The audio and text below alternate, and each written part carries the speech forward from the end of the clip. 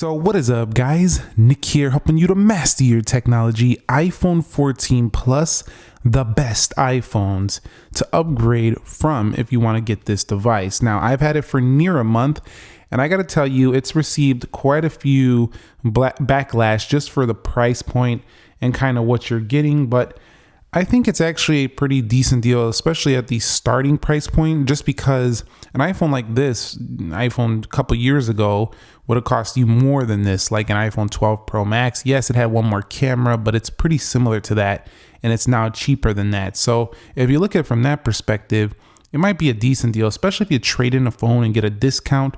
But when you start getting those higher storages, then this phone doesn't really become too worth it, I think. But if you have any of these phones I'm going to mention in this video, you will love, I think, the iPhone 14 Plus's larger display, better camera system, great battery life, modern design, 5G performance, really good phone call quality as well, and pretty good speaker performance. Let's begin with the very first model, and that's going to be the iPhone 8 Plus. Now, this is probably going to be the one with the biggest upgrades of all these phones we're going to talk about today.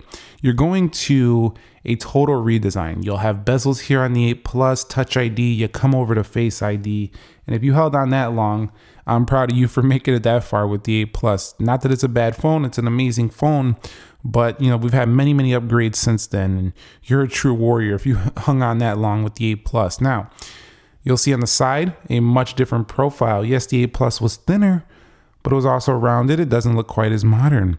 Now, you also have a dual camera on both, but you get a major dual camera upgrade. You also still retain product red, although some people like the deeper lipstick looking red of the iPhone 8 Plus.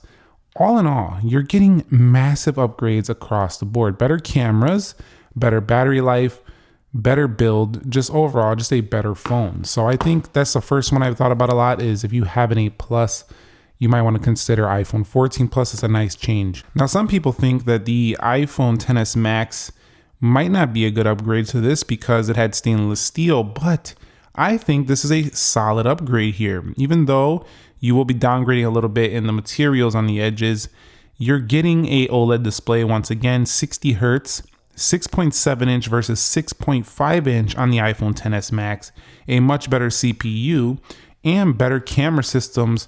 For sure, yes, you get the telephoto on the iPhone XS Max, but if you don't really care about that 2x zooming, this can only go around 10. This one does go around 5.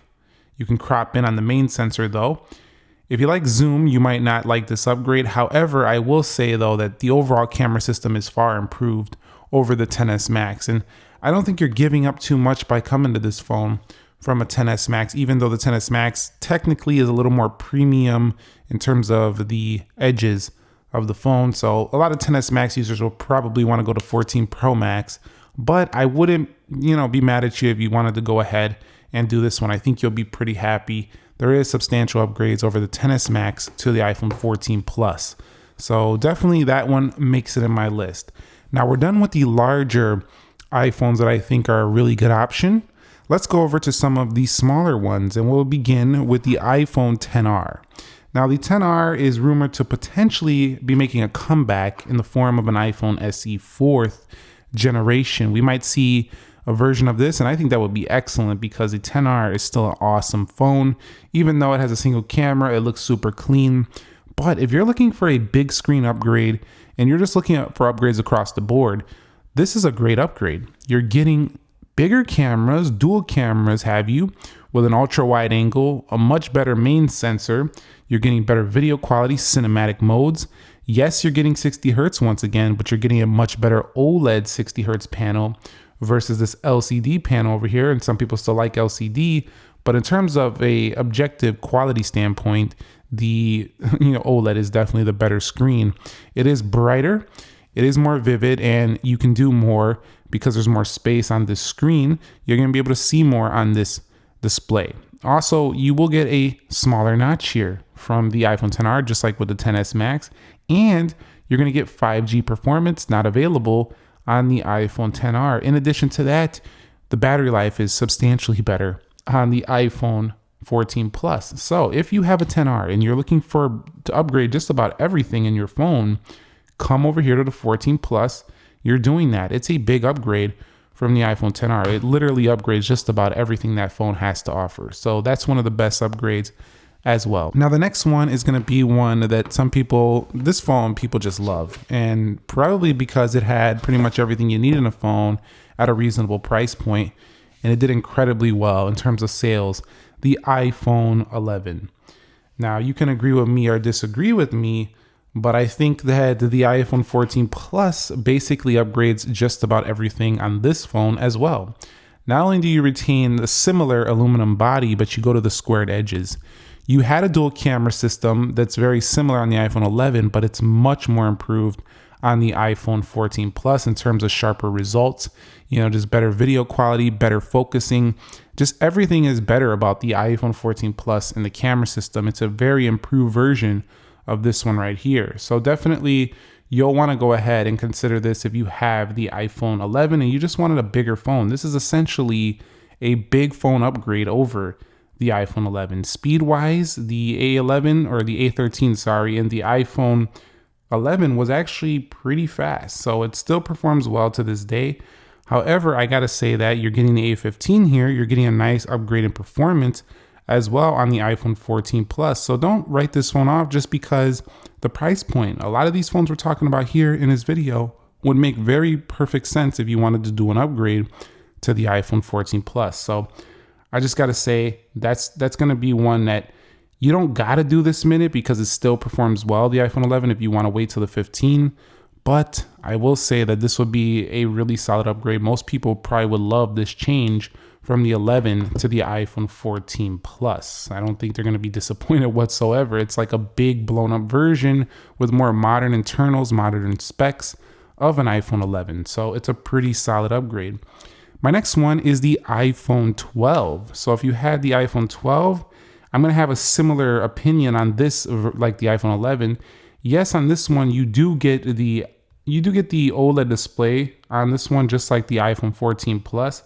However, what I will say is that with the iPhone 14 Plus, you have a massive change in battery life over the iPhone 12.